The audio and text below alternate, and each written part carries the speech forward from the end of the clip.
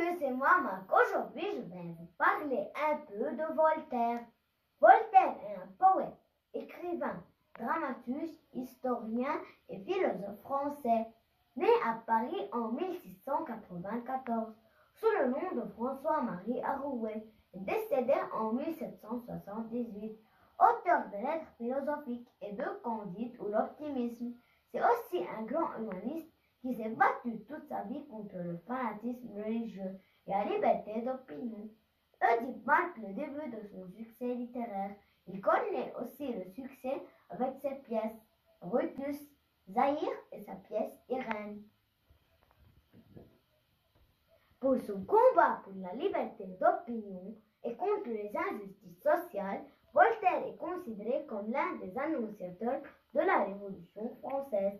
Plongé dans l'œuvre de Voltaire, c'est s'immerger dans cette époque majeure qu'est le siècle des Lumières.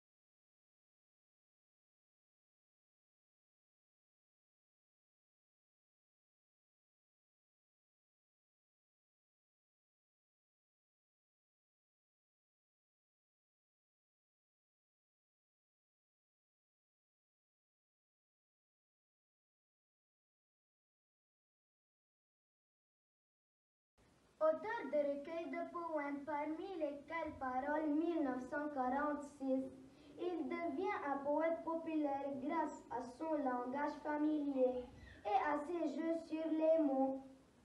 Ses poèmes sont depuis lors célèbres dans le monde francophone et massivement appris dans les écoles françaises. Ça, c'est des contes pour Jacques Prévert. Il était également célèbre pour son écriture de nouvelles et de scénarios de films. Et ses œuvres étaient traduites dans des dizaines de langues.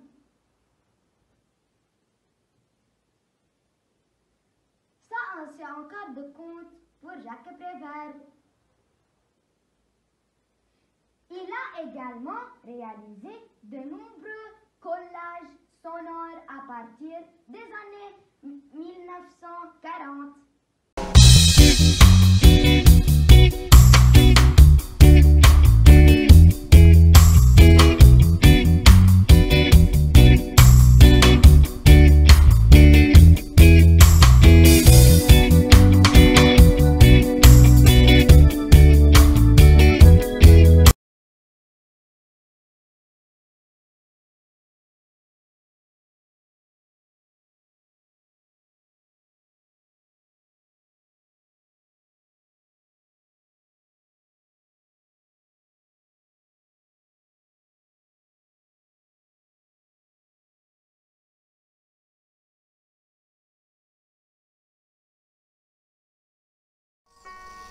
La biographie de Nadia Twain.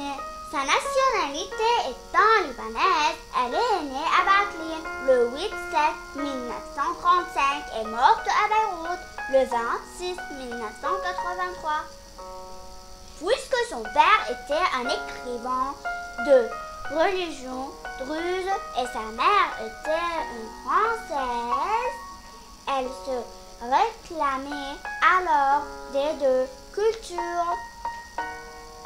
Elle voulait poursuivre ses études en droit, mais en 1954, elle arrêta pour épouser Hassan Twain, journaliste et député de Beyrouth, et aussi ambassadeur du Liban à l'ONU.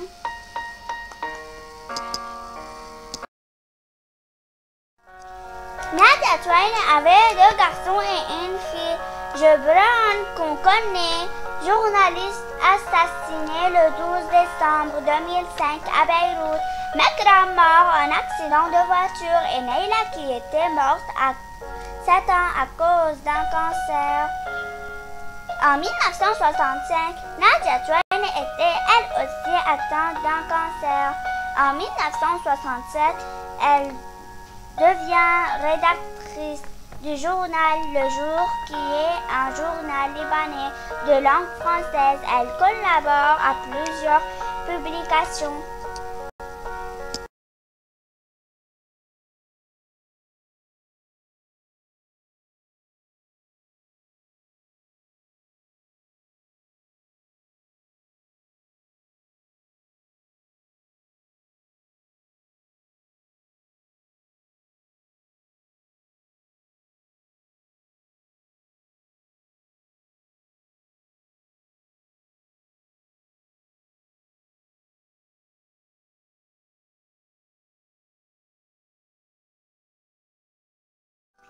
Exposons encore quelques photos de notre célèbre auteur. Alexandre Najjar.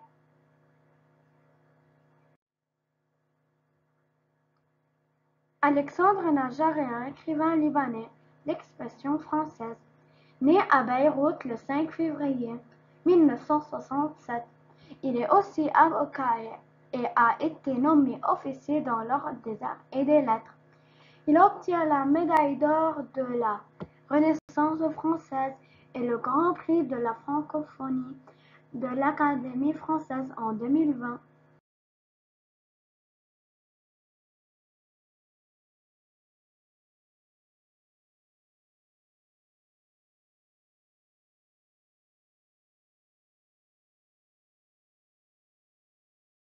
Une liste de ses œuvres.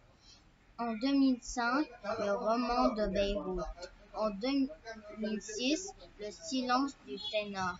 En 2008, Phénicia. En 2014, Dictionnaire amoureux du Liban. En 2018, Harry et Franz. En 2020, La couronne du diable.